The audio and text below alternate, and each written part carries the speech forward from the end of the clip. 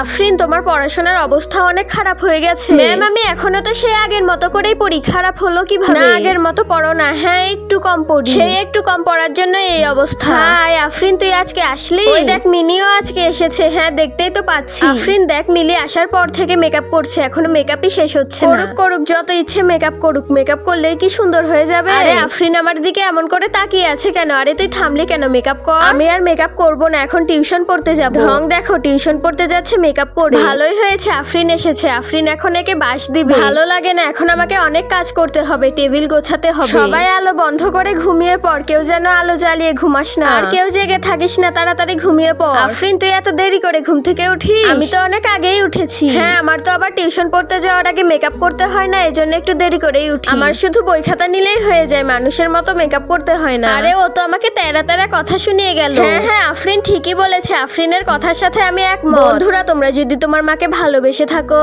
আর এই ছবিটিকে সুন্দর মনে করে থাকো, তাহলে ভিডিওতে একটি লাইক করে চ্যানেলটি সাবস্ক্রাইব করে দাও।